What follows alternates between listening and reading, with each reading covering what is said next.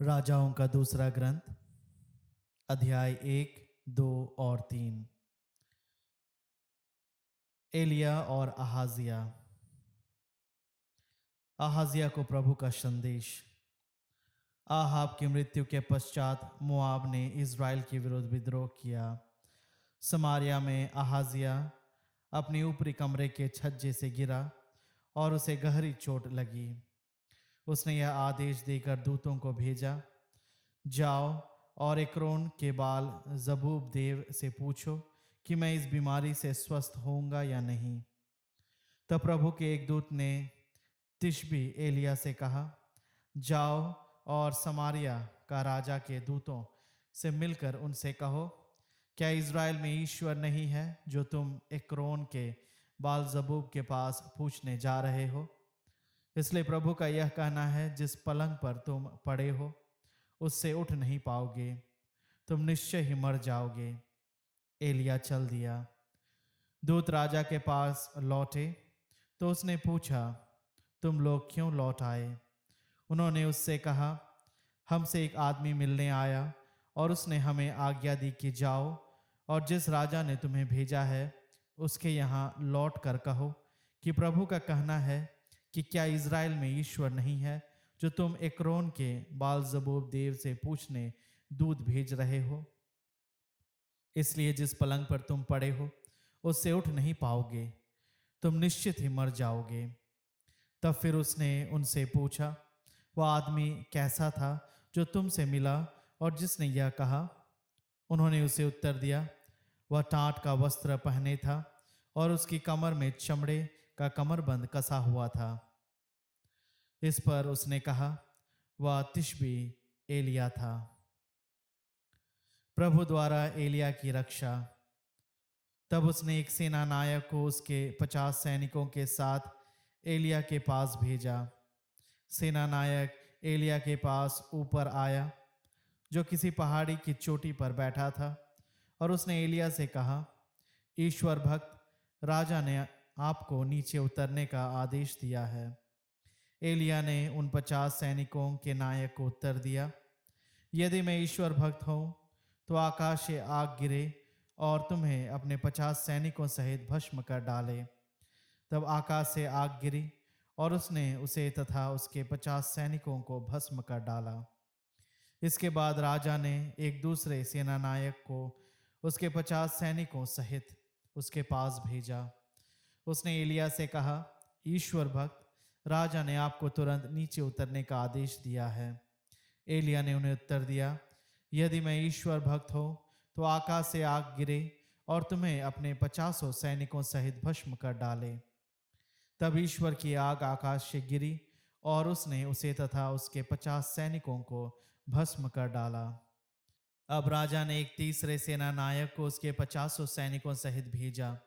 वह तीसरा नायक ऊपर गया और उसने एलिया के सामने घुटने टेक कर उससे यह निवेदन किया, ईश्वर भक्त कृपया मेरे और आपके भी सेवकों, मेरे सैनिकों के प्राणों की रक्षा कीजिए। देखिए, आकाश से आग गिरी और उसने पहले के 2 नायकों और उनके सैनिकों के साथ भस्म कर दिया। अब आप मेरे प्राणों की रक्षा कीजिए। इस पर प्रभु के दूत ने एलिया से कहा, उसके साथ नीचे उतर जाओ, उससे मत डरो।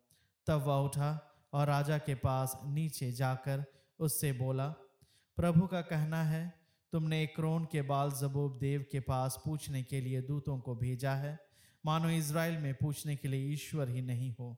इसलिए तुम उस पलंग से नहीं उतर पाओगे जिस पर तुम पड़े हो, निश्चय ही तुम्हारी मृत्यु हो जाएगी। अहज्या का देहांत। एलिया द्वारा कहे हुए प्रभु के वचन के अनुसार अहज्या की मृत्यु हो गई। उसके कोई पुत्र नहीं था, इसलिए यूदा के राजा यहोशाफाट के पुत्र यहोराम के दूसरे वर्ष अहज्या का भाई यहोराम उसके स्थान में राजा बना। अहज्या का शेष इतिहास और उसके कार्यकलाप का वर्णन इज़राइल के राजाओं के इतिहास में लिखा है। एलिया का उत्तराधिकारी। अध्याय 2। एलिया का स्वर्गरोहण। जब प्रभु एलिया को एक बवंडर द्वारा स्वर्ग में आरोहित करने वाला था तो एलिया एलीशा के साथ गिलगाल से चला गया। एलिया ने एलीशा से कहा, यहीं रुक जाओ, क्योंकि प्रभु ने मुझे बेतेल भेजा है। एलीशा ने उत्तर दिया, प्रभु की शपथ और आपकी शपथ, मैं आपको नहीं छोड़ूंगा। तब वे बेतेल गए। बेतेल में रहने वाले नबियों के शिष्य बाहर एलीशा के पास आए और उससे पूछने लगे, क्या तुम जानते हो कि आज प्रभु तुम्हारे गुरु को तुम्हारे पास से उठा ले जाने वाला है? उसने उत्तर दिया, हाँ मैं जानता हूँ, तुम लोग चुप रहो। एलिया ने उससे कहा, एलीशा तुम यहीं रुको, प्रभु मुझे यरीको भेज रहा है। एलीशा ने उत्तर दिया, प्रभु की शपथ और आपकी शपथ, मैं आपको छोड़ नहीं सकता। अतः वे यरीको आए। यरीको में रहने वाले नबियों के शिष्य एलीशा के पास आकर उससे पूछने लगे, क्या तुम जानते हो कि आज प्रभु तुम्हारे गुरु को तुम्हारे पास से उठा ले जाने वाला है? उसने उत्तर दिया, हाँ मैं जानता हूँ, तुम लोग चुप रहो। एलिया ने एलीशा से कहा, तुम यहाँ रहो, क्योंकि प्रभु मुझे यारदन के तट पर भेज रहा है। उसने उत्तर दिया, जीवन प्रभु और आपकी शपथ, मैं आपका साथ नहीं छोड़ूंगा। इसलिए दोनों आगे बढ़े। 50 नबी उनके पीछे हो लिए, और जब वे दोनों यारदन के तट पर रुक गए तो वे कुछ दूरी पर खड़े रहे। तब एलिया ने अपनी चादर ले ली और उसे लपेटकर पानी पर मारा। पानी विभाजित होकर दोनों ओर हट गया और वे सूखी भूमि पर नदी के उस पार गए। नदी पार करने के बाद एलिया ने एलीशा से कहा, मुझे बताओ कि तुमसे अलग किए जाने से पहले मैं तुम्हारे लिए क्या करूं? एलीशा ने उत्तर दिया, मुझे आपकी आत्मिक शक्ति का दोहरा भाग प्राप्त हो। एलिया ने कहा, तुमने जो मांगा है वह आसान नहीं है। यदि तुम मुझे उस समय देखोगे जब मैं आरोहित कर लिया जाता हूँ, तो तुम्हारी प्रार्थना पूरी होगी। परंतु यदि तुम मुझे नहीं देखोगे तो तुम्हारी प्रार्थना पूरी नहीं होगी। वे बातें करते हुए आगे बढ़ ही रहे थे कि अचानक अग्निमय अवशों सहित एक अग्निमय रथ ने आकर दोनों को अलग कर दिया और एलिया एक बवंडर द्वारा स्वर्ग में आरोहित कर लिया गया। एलीशा यह देखकर चिल्ला उठा, मेरे पिता, इज़राइल के रथ और घोड़सवार। जब एलिया उसकी आंखों से ओझल हो गया था तो एलीशा ने अपने वस्त्र फाड़ डाले और वह एलिया की चादर को, जो उसके शरीर से गिर गई थी, उठाकर लौटा और यारदन के तट पर खड़ा रहा। उसने एलिया की चादर से पानी पर चोट की, जो विभाजित नहीं हुआ। वह बोला, एलिया का प्रभु ईश्वर कहाँ है? उसने फिर चादर से पानी पर चोट की और पानी विभाजित होकर दोनों ओर हट गया और एलीशा नदी पार कर गया। यरीको के नबियों के शिष्य जो कुछ दूरी पर खड़े रह गए थे, उसे देखकर बोल उठे, एलिया की आत्मा शक्ति एलीशा को मिल गई है। वे उससे मिलने आए। उन्होंने उसे दंडवत प्रणाम कर कहा, देखिए, आपके दासों में हम 50 सामर्थ्य लोग हैं। वे आपके गुरु को ढूंढने जाएं, क्योंकि संभव है कि प्रभु के आत्मा ने उन्हें उठाकर कहीं किसी पहाड़ या किसी घाटी में छोड़ दिया हो। किंतु उसने इनकार करते हुए कहा, उन्हें मत भेजो। किंतु वे इतना आग्रह करते रहे कि एलीशा ने कहा, उन्हें ढूंढने भेजो। उन्होंने 50 व्यक्तियों को भेजा, जो उसे 3 दिन तक ढूंढते रहे, किंतु उन्हें एलिया नहीं मिला और वे एलीशा के पास लौट आए। उस समय वह यरीको में ही था। वह उनसे यह बोला, मैंने तुमसे कहा था कि ढूंढने मत जाओ। एलीशा के चमत्कार। दूषित पानी।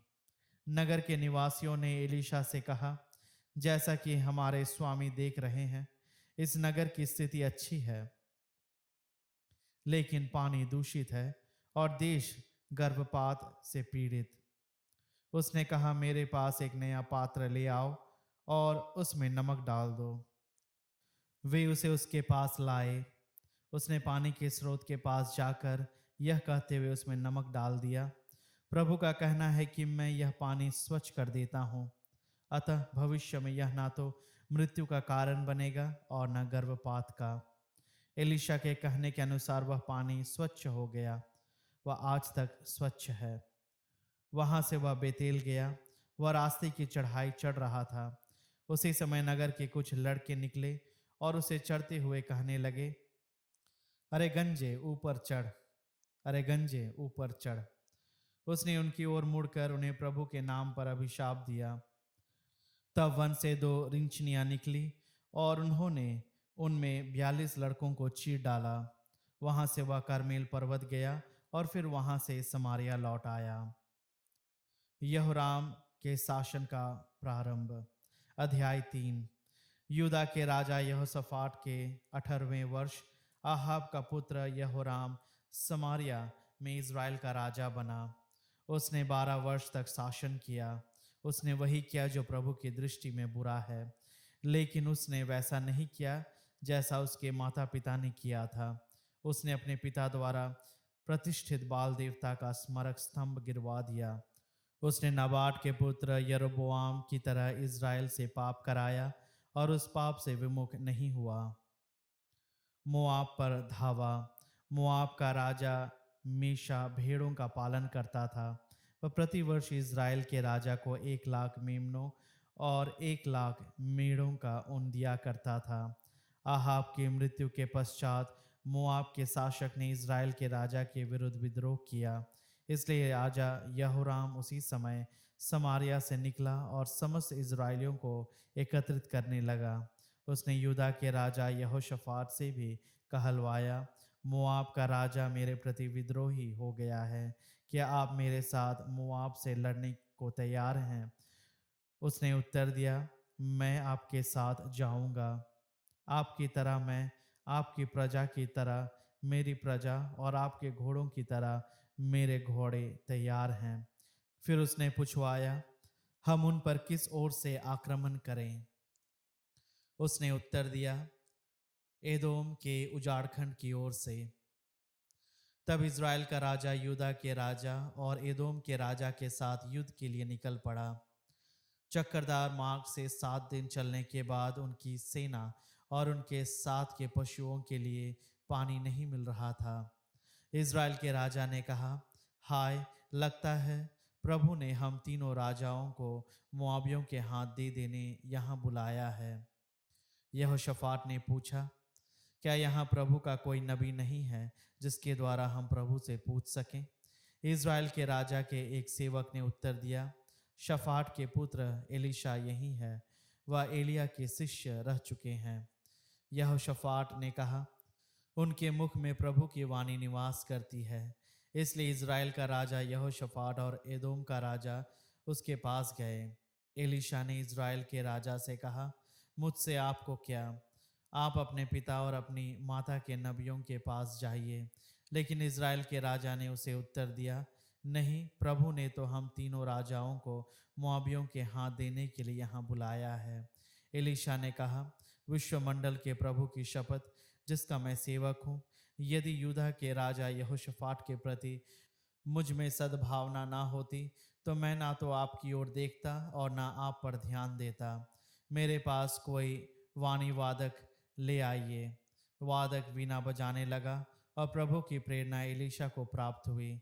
तब वह कहने लगा, प्रभु कहता है, इस घाटी में बहुत से नाले बनवाओ। प्रभु कहता है, यद्यपि तुम ना पावन देखोगे और न वर्षा, फिर भी यह घाटी पानी से भर जाएगी और तुम लोग, तुम्हारे ढोर और तुम्हारे अपने पशु पानी पी सकेंगे। यह प्रभु के लिए साधारण सी बात है। वह मोआबियों को भी तुम्हारे हाथ दे देगा। तुम सभी किलाबंद नगरों और बड़े नगरों का विनाश करोगे, सभी फलदायक वृक्षों को काट डालोगे, सभी जल स्रोतों को बंद कर दोगे और सभी अच्छे खेतों को पत्थरों से पाट दोगे। सवेरे जिस समय अन्न बलि चढ़ाई जाती है, अचानक एदोम की ओर से पानी आया जिसने देश को जलमग्न कर दिया।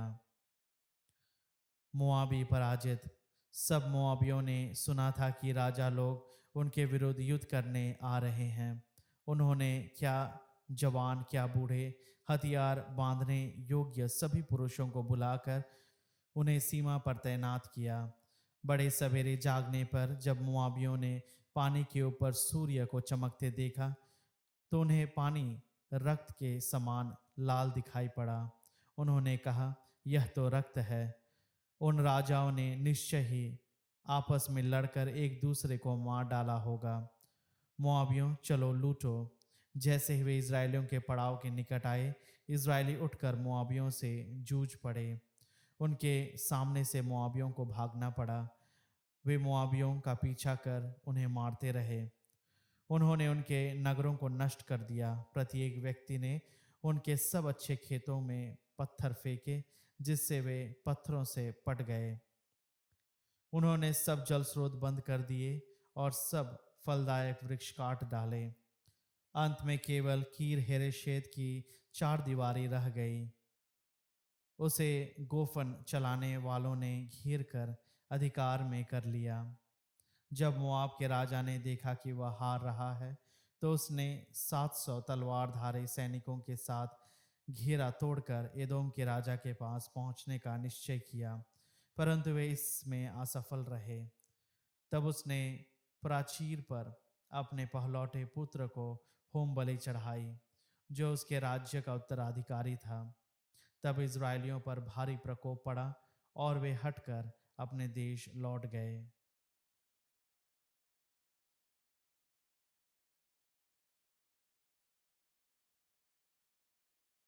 सुक्ति ग्रंथ अध्याय 4। पुत्रों, पिता की शिक्षा पर ध्यान दो, समझदार बनने का प्रयत्न करो। मैं तुम लोगों को ज्ञान की बातें बता रहा हूँ। मेरी शिक्षा का तिरस्कार मत करो। मैं भी अपने पिता का आज्ञाकारी पुत्र था। मेरी माता मुझे इकलौते पुत्र की तरह प्यार करती थी। मेरे पिता ने यह कहते हुए मुझे शिक्षा दी, सारे हृदय से मेरी शिक्षा अपनाओ। मेरी आज्ञाओं का पालन करो और तुम्हें जीवन प्राप्त होगा। प्रज्ञा और समझदारी प्राप्त करो। मेरे शब्द याद रखो और उनसे नहीं भटको। प्रज्ञा का परित्याग मत करो और वह तुम्हारी रक्षा करेगी। उसको प्यार करो और वह तुम्हारी देख रेख करेगी। सबसे पहले प्रज्ञा प्राप्त करो, किसी भी कीमत पर सद्बुद्धि प्राप्त करो। इसे संजोए रखो और यह तुम्हें सम्मान दिलाएगी। यह तुम्हारे कंठ में एक मनोहर माला डाल देगी और तुम्हें महिमा का किरीट प्रदान करेगी। पुत्र, सुनो, मेरी बातों पर ध्यान दो और तुम्हारी आयु लंबी होगी। मैं तुम्हें प्रज्ञा का मार्ग दिखाता और सन्मार्ग पर ले चलता हूँ। तुम आगे बढ़ोगे तो बाधा नहीं होगी। तुम दौड़ने लगोगे तो ठोकर नहीं खाओगे। इस शिक्षा को ग्रहण करो, इसे कभी मत छोड़ो। इसे संजोए रखो, क्योंकि यह तुम्हारा जीवन है। दुष्टों के मार्ग में प्रवेश मत करो। कुकर्मियों के पथ पर मत चलो। उससे दूर रहो, उस पर पैर मत रखो। उससे कतरा कर आगे बढ़ो। वे पाप किए बिना सोने नहीं जाते। यदि उन्होंने किसी को पथभ्रष्ट नहीं किया तो उन्हें नींद नहीं आती। वे अधर्म की रोटी खाते और हिंसा की मदिरा पीते हैं। धर्मियों का मार्ग प्रभात के प्रकाश जैसा है, जो दोपहर तक प्रकाश बढ़ता जाता है, किंतु विधर्मियों का मार्ग अंधकारमय है। उन्हें पता नहीं कि वे किस चीज से ठोकर खाएंगे।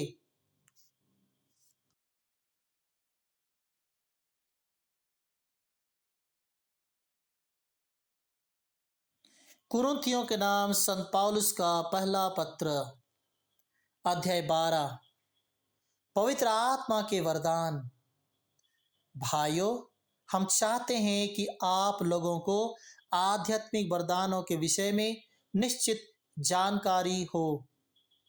आप जानते हैं कि जब आप मूर्ति पूजक थे तो आप विवश होकर उन गूंगी मूर्तियों की ओर खींच जाते थे। इसलिए मैं आप लोगों को बता देता हूं कि कोई ईश्वर के आत्मा से प्रेरित होकर यह नहीं कहता ईसा शापित हो, और कोई पवित्र आत्मा की प्रेरणा के बिना यह नहीं कह सकता ईसा ही प्रभु है। कृपादान तो नाना प्रकार के होते हैं, किंतु आत्मा एक ही है। सेवाएं तो नाना प्रकार की होती हैं, किंतु प्रभु एक ही है। प्रभावशाली कार्य तो नाना प्रकार के होते हैं, किंतु एक ही ईश्वर द्वारा सबों में सब कार्य संपन्न होते हैं। वह प्रत्येक को वरदान देता है, जिससे वह सबों के हित के लिए पवित्र आत्मा को प्रकट करे। किसी को आत्मा द्वारा प्रज्ञा के शब्द मिलते हैं, किसी को उसी आत्मा द्वारा ज्ञान के शब्द मिलते हैं, और किसी को उसी आत्मा द्वारा विश्वास मिलता है। वही आत्मा किसी को रोगियों को चंगा करने का, किसी को चमत्कार दिखाने का, किसी को भविष्यवाणी करने का, किसी को आत्माओं की परख करने का, किसी को भाषाएं बोलने का, और किसी को भाषाओं की व्याख्या करने का वरदान देता है। एक ही और वही आत्मा और सब करता है। वह अपनी इच्छा के अनुसार प्रत्येक को अलग अलग वरदान देता है। एक ही शरीर के अनेक अंग। मनुष्य का शरीर एक है, यद्यपि उसके बहुत से अंग होते हैं, और सभी अंग अनेक होते हुए भी एक ही शरीर बन जाते हैं। मसीह के विषय में भी यही बात है। हम यहूदी हों या यूनानी, दास हों या स्वतंत्र, हम सब के सब एक ही आत्मा का बपतिस्मा ग्रहण कर एक ही शरीर बन गए हैं। हम सबों को एक ही आत्मा का पान कराया गया है। शरीर में भी तो एक नहीं बल्कि बहुत से अंग हैं। यदि पैर कहें मैं हाथ नहीं हूं इसलिए शरीर का नहीं हूं, तो क्या वह इस कारण शरीर का अंग नहीं? यदि कान कहे मैं आंख नहीं हूं इसलिए शरीर का नहीं हूं, तो क्या वह इस कारण शरीर का अंग नहीं? यदि सारा शरीर आंख ही होता तो वह कैसे सुन सकता? यदि सारा शरीर कान ही होता तो वह कैसे सूंघ सकता? वास्तव में ईश्वर ने अपनी इच्छानुसार शरीर में एक एक अंग को अपनी अपनी जगह रचा। यदि सब के सब एक ही अंग होते तो शरीर कहाँ होता? वास्तव में बहुत से अंग होने पर भी शरीर एक ही होता है। आंख हाथ से नहीं कह सकती मुझे तुम्हारी जरूरत नहीं, और सिर पैरों से नहीं कह सकता मुझे तुम्हारी जरूरत नहीं। उल्टे शरीर के जो अंग सबसे दुर्बल समझे जाते हैं वे अधिक आवश्यक है। शरीर के जिन अंगों को हम कम आदरणीय समझते हैं उनका अधिक आदर करते हैं, और अपने अशोभनीय अंगों की लज्जा का अधिक ध्यान रखते हैं। हमारे शोभनीय अंगों को इसकी जरूरत नहीं होती। तो जो अंग कम आदरणीय है, ईश्वर ने उन्हें अधिक आदर दिलाते हुए शरीर का संगठन किया है। यह इसलिए हुआ कि शरीर में फूट उत्पन्न ना हो, बल्कि उसके सभी अंग एक दूसरे का ध्यान रखें। यदि एक अंग को पीड़ा होती है तो उसके साथ सभी अंगों को पीड़ा होती है, और यदि एक अंग का सम्मान किया जाता है तो उसके साथ सभी अंग आनंद मनाते हैं। इसी तरह आप सब मिलकर मसीह का शरीर हैं और आप में से प्रत्येक उसका एक अंग है। ईश्वर ने कलीसिया में भिन्न भिन्न लोगों को नियुक्त किया है। पहले प्रेरितों को, दूसरे भविष्य वक्ताओं को, तीसरे शिक्षकों, और तब चमत्कार दिखाने वालों को। इसके बाद स्वास्थ्य करने वालों, परोपकारों को, प्रशासकों, अनेक भाषाएं बोलने वालों को। क्या सब प्रेरित हैं? सब भविष्य वक्ता हैं? सब शिक्षक हैं? सब चमत्कार दिखाने वाले हैं? सब भाषाएं बोलने वाले हैं? सब व्याख्या करने वाले हैं? सब स्वास्थ्य करने वाले हैं? सब भाषाएं बोलने वाले हैं? सब व्याख्या करने वाले हैं? आप लोग उच्चतर वरदानों की अभिलाषा किया करें। मैं अब आप लोगों को सर्वोत्तम मार्ग दिखाना चाहता हूँ।